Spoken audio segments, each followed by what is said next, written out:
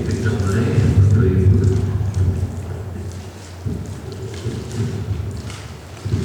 Bismillahirrahmanirrahim.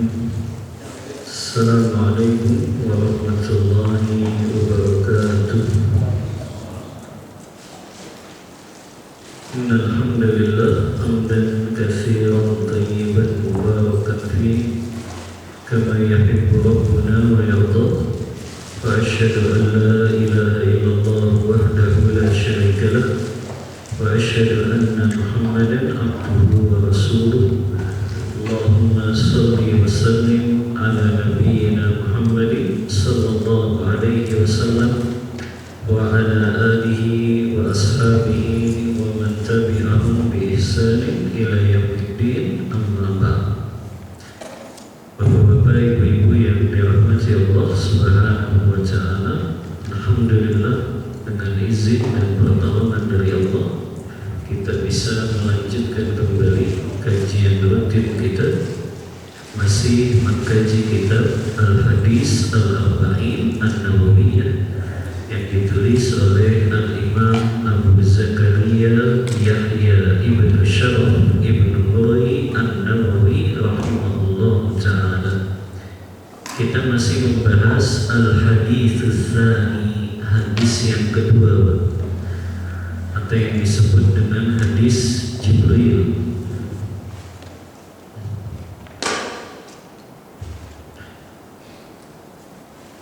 Kita baca lagi hadisnya dari Umar bin Al-Khattab radhiyallahu anhu qala Bainama nahnu julusun inda Rasulillah sallallahu alaihi wasallam dzata yaumin, ketika kami sedang duduk-duduk di sisi Rasulullah sallallahu alaihi wasallam suatu hari, idz tala'a alaina rajulun, datanglah seorang laki-laki, syadidu bayani thiyab syadidu syawali sya'r, yang begitu putih pakaiannya dan begitu hitam rambutnya, la yura alaihi atharus sabar, dan tidak ada tanda-tanda bahwa orang ini dalam keadaan sabar, wa la ya'rifuhu minna ahad, tapi kami pun tidak ada yang mengenalinya satupun siapa orang tersebut.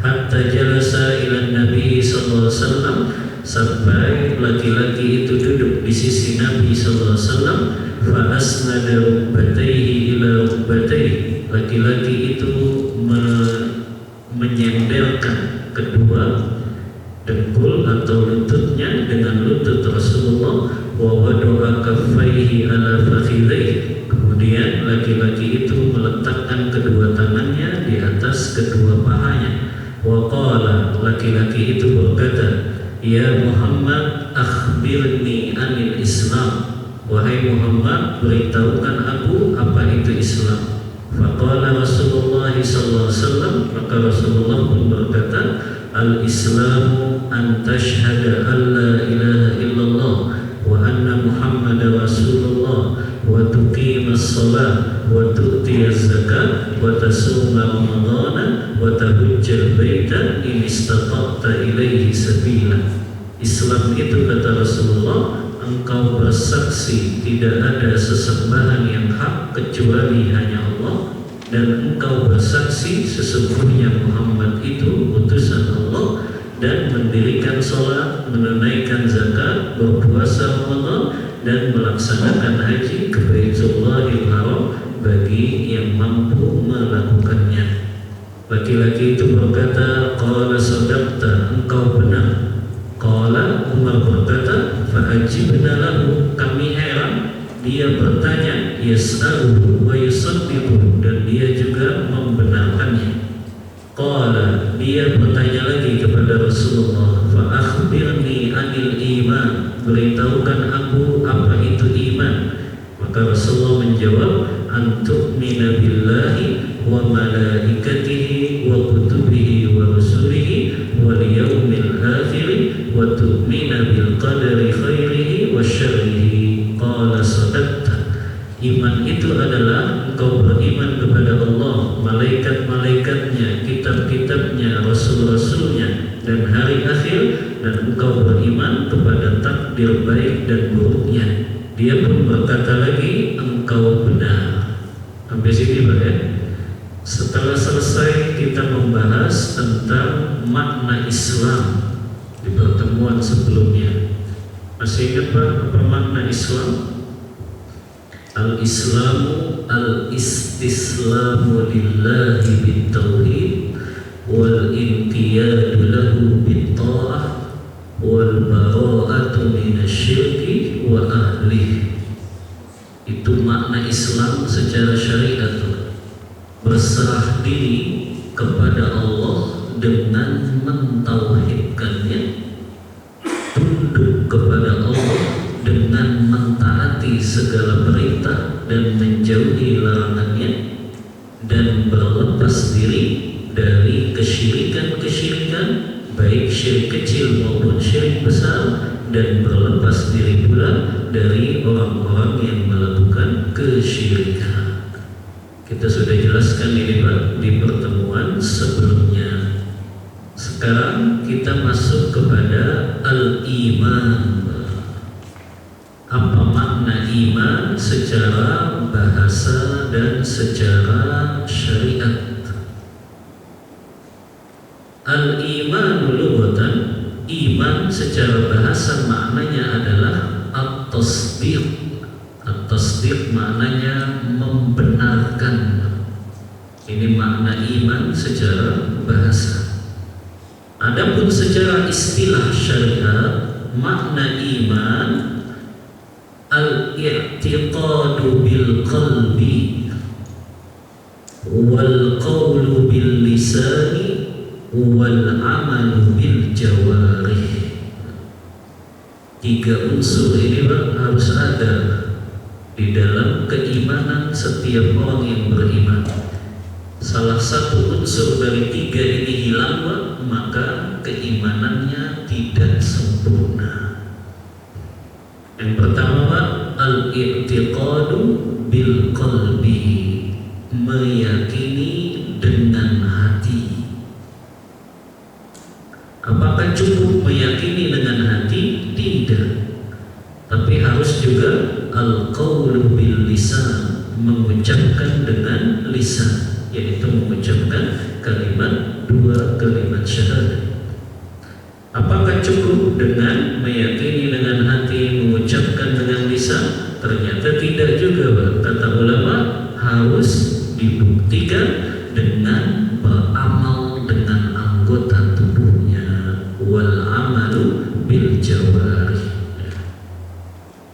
Kita bahas satu persatu. Kalau orang hanya meyakini di dalam hati saja Pak, tapi dia tidak mengikrarkan dengan lisannya, dia juga tidak beramal dengan perbuatannya, dia disebut beriman atau tidak Pak? Tidak. Apa bedanya dia dengan orang-orang kafir Quraisy jahiliyah? Orang kafir Quraisy jahiliyah Pak, seperti Abu Jahal, Abu Lahab, Umayyah bin Khalaf. Mereka yakin gak Pak yang menciptakan langit dan bumi ini Allah? Yakin Pak. Mereka yakin. Makanya Allah berikan itu dalam surah Luqman ayat 21, wala in sa'altahum man khalaqas samawati wal ard la yaqulunna Allah. Seandainya engkau bertanya kepada mereka, wahai Muhammad, siapa yang menciptakan langit dan bumi ini, mereka akan berkata Allah. Ya, mereka yakin Pak, yang menciptakan Allah, yang memberikan rezeki Allah, tapi mereka menjadikan ibadahnya kepada selain Allah, dan mereka pun gak mau mengucapkan dua kalimat syahadat. Makanya mereka gak disebut orang yang beriman. Atau yang kedua Pak, wal qawlu bil lisan, hanya mengucapkan dengan lisan saja.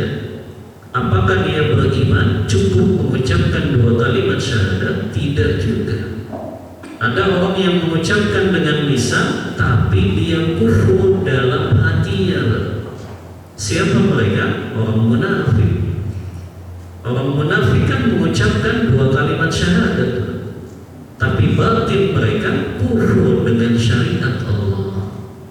Batin mereka membenci apa yang didatangkan oleh Rasulullah. Itu orang munafik. Makanya Allah nafikan keimanan mereka. Yukhadi'una Allah wa huwa khadi'uhum. Ya, mereka menipu Allah padahal Allah yang menipu mereka. Makanya dalam amal perbuatan pun orang munafik itu wa idza qamu ila sholati qamu kusala.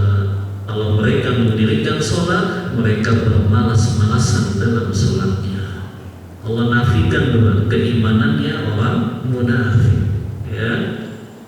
Atau yang ketiga, ya, dia meyakini dengan hati, sudah mengucapkan dua kalimat syahadat, tapi gak sholat 5 waktu. Beriman gak Pak? Gak pernah sholat 5 waktu dari mulai usia balik sampai dia meninggal. Ya. Dia yakin, yang dengan iman kepada Allah dia yakin, ya, dia pun mengucapkan dua kalimat syahadat, tapi dalam beramalnya dia gak sholat 5 waktu, dia gak pernah bayar zakat padahal hartanya sudah memenuhi syarat untuk bayar zakat. Dia pun gak mau puasa di bulan Ramadan.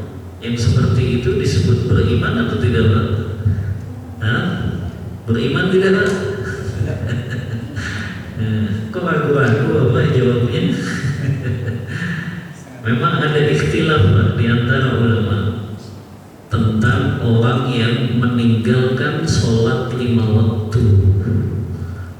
Ya, orang yang meninggalkan sholat 5 waktu, menurut sebagian ulama seperti Imam Ahmad, Ibnu Hanbal, ya, yang berpendapat mereka yang sengaja meninggalkan sholat 5 waktu, tapi betul-betul nggak sama sekali sholat Pak, maksudnya dari usia balik yang sudah terkena kewajiban sholat, dia tak sholat 5 waktu, ya, sampai dia dewasa dia nggak sholat, sampai dia tua dia nggak sholat 5 waktu tersebut. Apakah dia dihukumi masih beriman atau tidak? Kalau menurut Imam Ahmad memang itu sudah keluar dari Islam, kufur. Karena kenapa? Karena ada hadis yang menjelaskan al-ahdul ladzi bainana wa baina kufur as-shalah faman tarakaha faqad kafar. Ini khusus untuk sholat saja Pak, yang ulama beda pendapat, ya. Kata Rasulullah dalam hadis riwayat Muslim ini Pak, perjanjian ikatan yang membedakan antara kekufuran dengan keimanan adalah sholat. Siapa yang meninggalkan sholat tersebut maka dia telah kufur. Walaupun Pak, ya, menurut mayoritas para ulama dia tidak kufur, tapi kalau dia mengingkari kewajiban sholat, baru ulama sepakat dia keluar dari agama Islam. Semua rukun Islam kalau itu diingkari kewajibannya, itu ulama sepakat dia keluar dari agama Islam. Dia mengingkari kewajiban sholat, dia mengingkari kewajiban zakat, dia mengingkari kewajiban puasa Ramadan, dia mengingkari kewajiban haji, maka itu keluar dari Islam. Makanya hati-hati Pak, ada orang yang mengatakan, oh kalau saya mah udah gak wajib sholat lagi. Itu perkataan itu kufur itu, karena dia menganggap sholat gak wajib lagi baginya. Subhanallah, siapa dia dibandingkan Rasulullah yang sampai akhir hayatnya dalam keadaan sakit pun masih sholat. Ya, tapi ada orang zaman sekarang yang mengatakan, oh sholat itu sudah gak wajib lagi bagi saya. Itu kufur, ya.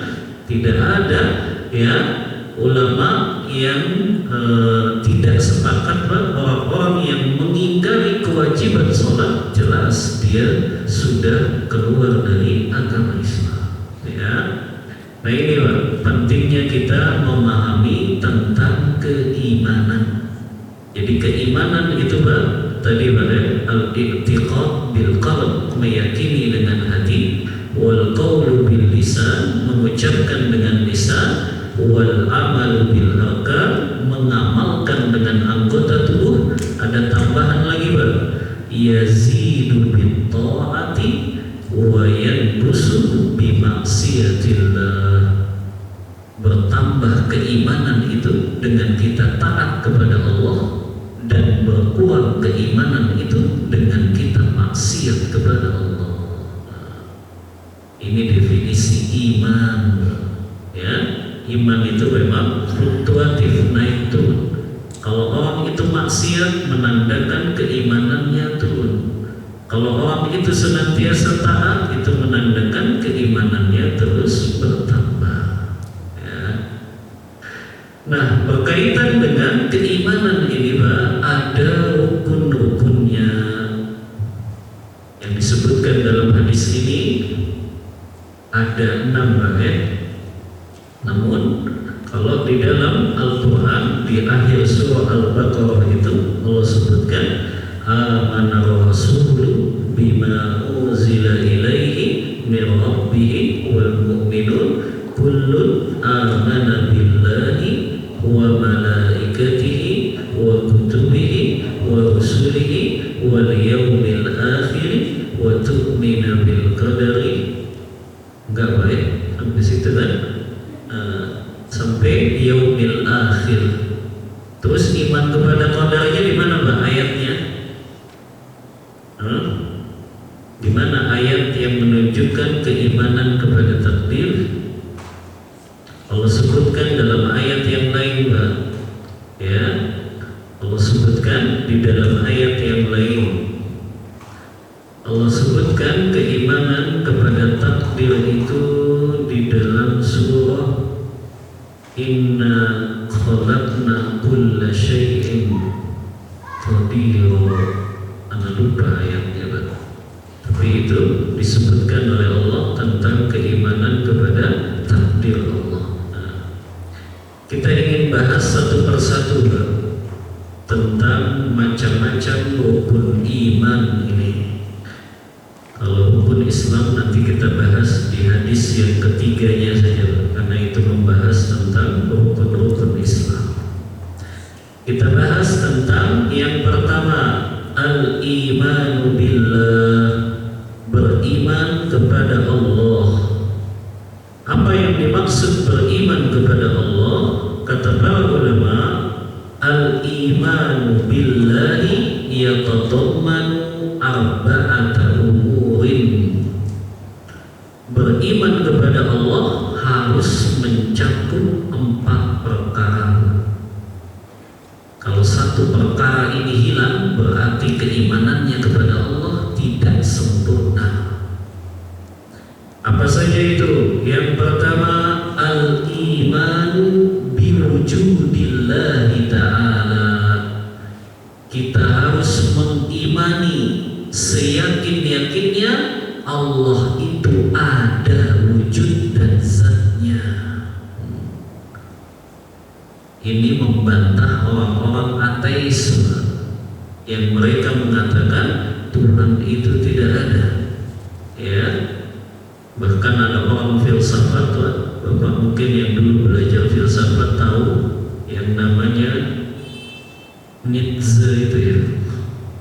Nietzsche itu kan menulis buku The God is Dead katanya. Dia menafikan adanya Tuhan. Makanya ternyata matinya dalam keadaan apa? Bunuh diri. Ya, frustasi. Ya. Nah, apa bantahan untuk mereka, Pak? Allah sebutkan dalam surah At-Tur ayat 35, Pak. Kata Allah Ta'ala, am khuliqu min ghairi syai'in am humul khaliqun. Ini bantahan untuk orang ateis. apakah mereka menciptakan diri mereka, apakah mereka diciptakan tidak dari sesuatu, atau mereka menciptakan diri mereka sendiri?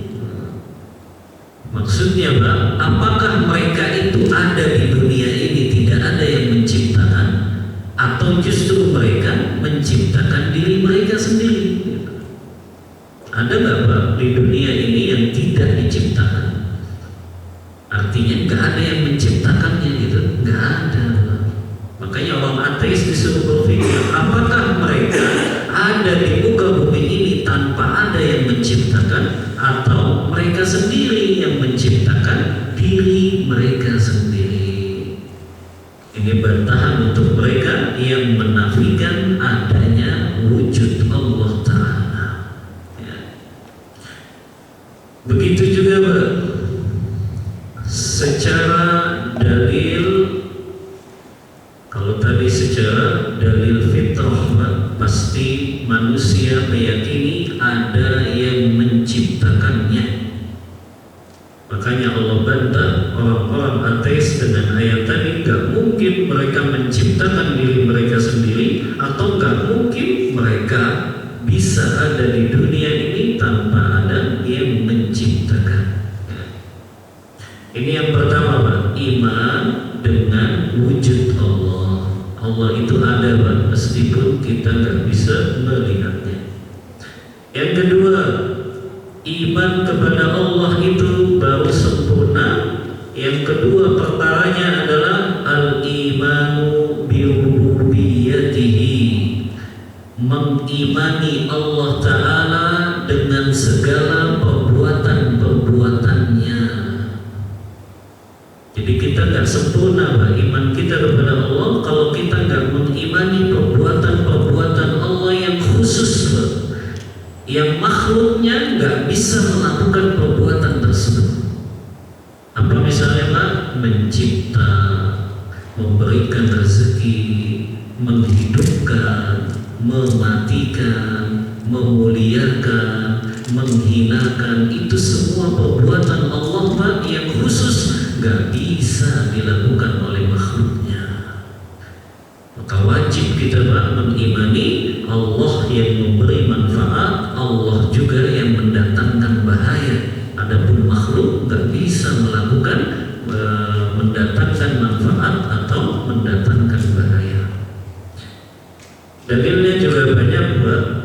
Allah sebutkan di antaranya surah Al-A'raf ayat 54, kata Allah Ta'ala, ala lahul khalqu wal amru, ketahuilah dialah Allah yang menciptakan dan mengatur segala urusan di alam semesta ini. Maka Allah yang punya perbuatan khusus ini. Yang ketiga, beriman kepada Allah tidak akan sempurna tanpa kita mengimani biuluhiyatihi, mengimani Allah Ta'ala esa untuk diibadahi. Kita harus mengimani Pak, hanya Allah saja yang berhak untuk diibadahi. Adapun selain Allah tidak layak untuk diibadahi. Banyak sekali ayat-ayat yang menjelaskan tentang ini, di antaranya firman Allah Ta'ala dalam surah Al-Baqarah ayat 163, wa ilahukum ilahu wahid, dan dialah Rabb kalian, sesembahan kalian yang berhak untuk disembah satu-satunya. La ilaha illahu, tidak ada sesembahan yang berhak untuk disembah kecuali Dia saja. Dalam ayat yang lain juga Pak, surah Al-Jin itu, ya, wa annal masajida lillahi fala tad'u ma'allahi ahada. Sesungguhnya masjid-masjid itu milik Allah, dan janganlah kalian berdoa kepada Allah, tapi di satu sisi kalian berdoa kepada selain Allah. Allah. Allah nggak mau disekutukan dengan makhluknya, dan berdoa itu termasuk ibadah. Kalau ada orang beribadahnya kepada selain Allah, doanya kepada selain Allah, itu menandakan dia berbuat kesyirikan. Ya, karena doa adalah ibadah. Begitu juga Pak, ibadah itu banyak Pak macamnya. Tapi kita kebanyakan taunya ibadah yang zahir saja, sholat, puasa, zakat, sedekah. Padahal ada ibadah-ibadah batin Pak, yang kita juga nggak boleh menunjukkannya kepada selain Allah. Apa itu Pak? Ibadah-ibadah batin yang kita nggak boleh untuk mempersembahkannya kecuali hanya kepada Allah. Di antaranya al-khawf, rasa takut. Rasa takut kita yang besar nggak boleh kepada makhluk, tapi harus kepada Allah. Yang kedua, ar-raja, rasa harap.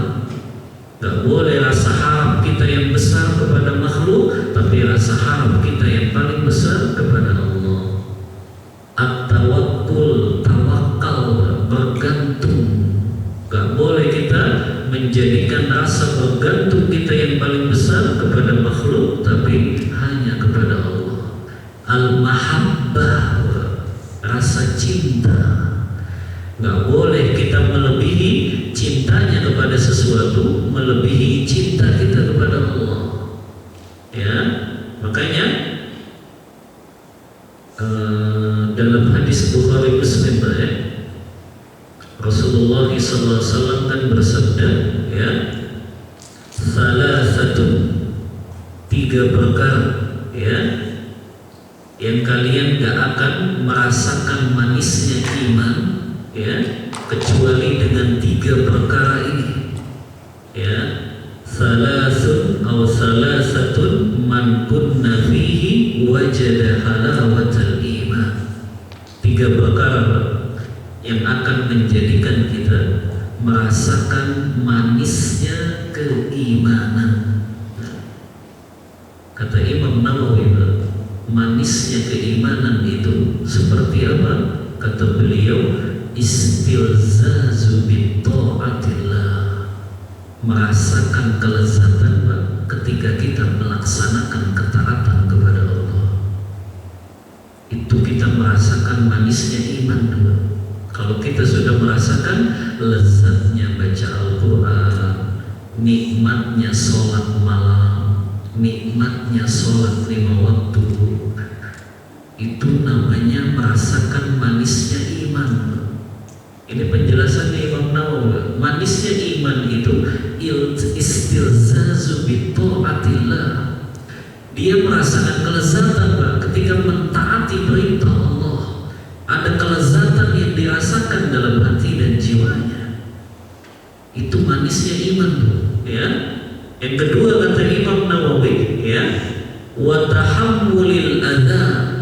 Dia pun merasakan kenikmatan ketika ditimpa beban kesusahan dan kesulitan. Itu manisnya iman tuh. Kalau kita merasakan diuji oleh Allah, ya, dengan kesulitan, kesusahan, kesempitan, tapi hati kita terus merasa tenang, itu manisnya iman. Gak ada prasangka buruk kepada Allah, gak ada rasa benci dengan apa yang Allah takdirkan. Itu manisnya iman, ya. Itu diantara manisnya iman, ya. Kemudian juga yang ketiga kata Imam Nawawi, ya, orang yang dia merasakan manisnya keimanan, maka dia jadikan cinta dan bencinya hanya karena Allah Ta'ala. Ini kan puncak keimanan itu. Kalau kita sudah menjadikan cintanya kita kepada sesuatu karena Allah mencintainya, bencinya kita kepada sesuatu karena Allah membencinya,